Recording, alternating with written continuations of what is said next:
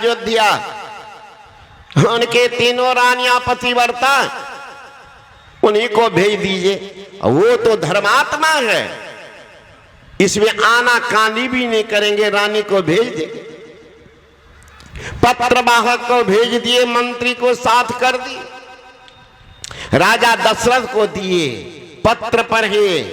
अरे राज के कल्याण के लिए रानी जाएगी, कौन बड़ी बात जाएगी। अब उनको लौटा दिए कह करके, अब वहां वो लोग स्वागत की तैयारी करने लगे। इधर भी अयोध्या में वाद्य यंत्र बजने लगे, रानी जा रही है, प्रधानमंत्री जाएंगे ऐसे नहीं। उनके जाने के पहले तैयारियां देख लीजिए, सारा नेटवर्क बंद। तो प्रधानमंत्री आ रहे, यहां रानी जा रही है। संजोग ऐसा, सुबह सुबह आई मेहतरनी। मेहतरनी कहती है, रानी मां ये कैसी तैयारी, नगर में एकदम कोलाहल मचा हुआ, ये कैसी तैयारी है।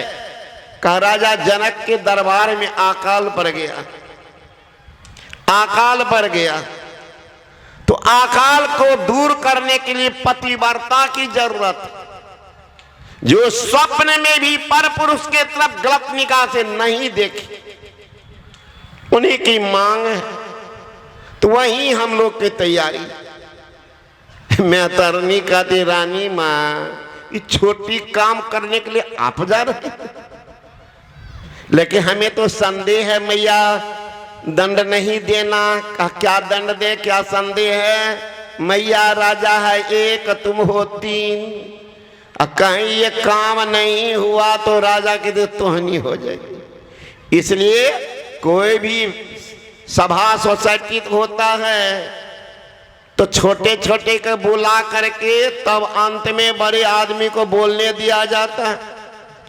अखाड़ा जब लगता है तो छोटा सा पहलवान को बाद में उतार देते, अब बाद में गामा पहलवान को लाते।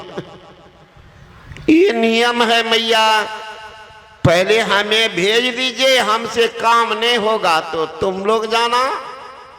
रानी को भी बात जच गई, संदेह पैदा कर दीजिए लोगों को।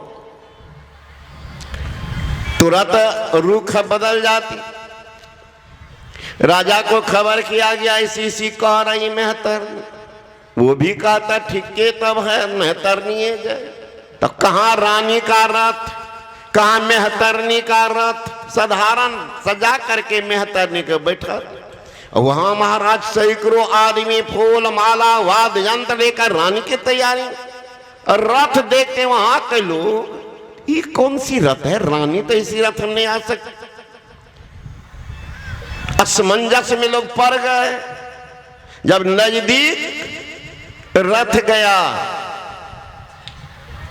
तो राजा जनक अगवानी क्या करेंगे, मानो एकदम ठक सा रह गए। रथ रुकी, मेहतरनी उतरी। मेहतरनी गई, पानी भरी हुई कच्चा बर्तन में, एक बूंद पानी नीचे गिरी नहीं। और ज्यों ही जाकर के पीपल के जड़ में डाली, पीपल हरा भरा हो गया, वृक्ष वर्षा होने लगी, कोयल करने लगे, हिरन दौड़ने लग गए।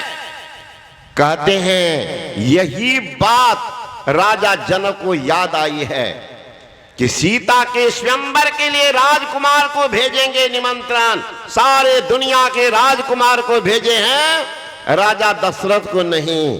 क्या कहीं निमंत्रण भेजेंगे?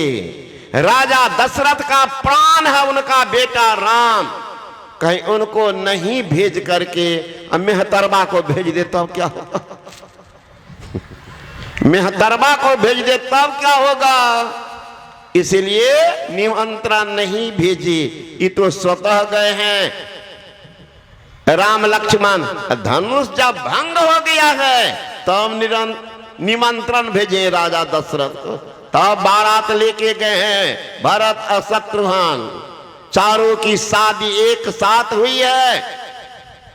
राजा जनक की बेटी सीता और उर्मिला से राम और लक्ष्मण की शादी, और राजा जनक के भाई थे कुशध्वज, उनकी बेटी श्रुतिकृति और मांडवी से भरत और शत्रुघ्न की शादी हुई। तो ये कालखंडी अपने पूर्व की कथा कह रहे हैं। महाराज जब तक कोई हरि का भजन नहीं करेगा कल्याण नहीं होगा। निज अनुभव अब कहो खगेसा, अबे न हरि भजन न जाय कलसा। हे पक्षीराज, जब तक कोई ईश्वर का भजन नहीं करेगा क्लेश उनका निशेष नहीं होगा, निशेष नहीं।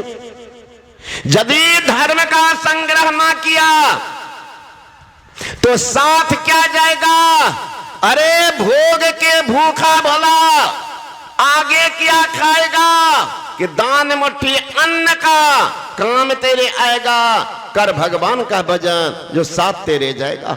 उठो मुसाफिर, बिस्तर बांधो, अरे गाड़ी आने वाली है, तत्काल ही खुल जाएगी, सीटी बजाने वाली है। कौन गाड़ी? अरे मौत रूपी डाक गाड़ी जब चली आएगी टूट कर यह सुंदर मंदिर खाक में मिल जाएगी।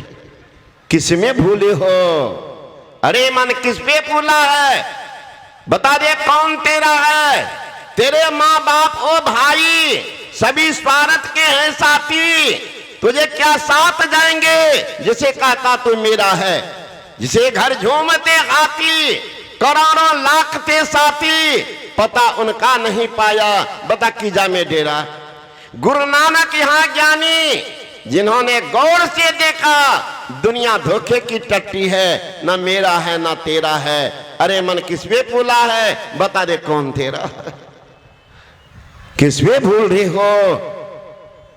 किस पे भूल रहे हो? एक दिन जाना है जरूर, एक दिन जाना है जरूर। अर्जुन से वीर जगत में कर्ण दान भरपूर, भीम युधिष्ठिर पांचों पांडव मिल गया माटी धूर। एक दिन जाना है। कोई मरता धन दौलत के लिए तो कोई मरता विषयों की आनंद के लिए, कोई मरता है धन दौलत के लिए तो कोई मरता विषयों की आनंद के लिए। मैं सर्वत्र संसार में घूम करके देखा, बिरले कोई मरता है ईश्वर दर्शन के। ए धर्म प्रेमियों, ए सत्संग प्रेमियों, मेरे भाइयों, विषयों की आनंद लेते लेते मर जाओगे तो अधिक से अधिक तुम्हारे नाम पर लोग चंदा करेंगे कफन के लिए। अगर ईश्वर दर्शन के कारण मर जाओगे तो तड़पते रहेंगे तुम्हारे दर्शन के लिए। अवसर दिया भगवान, लेकिन हम लोग तो संसार के पीछे पागल हो गए। कोई मकान बनाने के पीछे पागल, कोई अपने को सजाने के पीछे पागल, कोई दूसरे को ठगने के पीछे पागल, कोई शराब पी करके पागल, कोई कविता लिखने के पीछे पागल। महापुरुष ने कहा अरे पागल ही बनना है तो ऐसा पागल बनो कि तुम्हारा जीवन सफल हो जाए। का पागल बनने से जीवन सफल होता है? कहा हाँ बिल्कुल होता है। तो कौन पागलपन है जिसे जीवन सफल होता है? तो महापुरुषों ने कहा ये दुनिया पागल खाना है, पीकर सभी दीवाना है। कोई धन दौलत में पागल है तो कोई पागल है सुंदरताई का, कोई महल बनाने में पागल है तो कोई पागल है कविताई का, कोई नशा पीकर पागल है तो कोई पागल है चतुराई का। अरे सबसे अच्छा पागल वह है जो पागल है रघुराई का। बन के न देखो जिंदगी में क्या आनंद आता है। ऊषर बना के रखे हो जीवन को, ऊषर बना के कल्याण कैसे होगा? कल्याण होगा उस राम का भजन करो। वो राम कैसा है जिनका भजन करने से कल्याण होता? का पूछ लो तुलसीदास जी महाराज का, महाराज कौन राम का भजन करेंगे? तुलसी राम ने कहा, तुलसी राम स्नेह करो, त्याग सकल उपचार, और जैसे घटे न अंक न के लिखे पहाड़। उन राम का भजन करो जो राम 9 अंक के पहाड़ा के समान।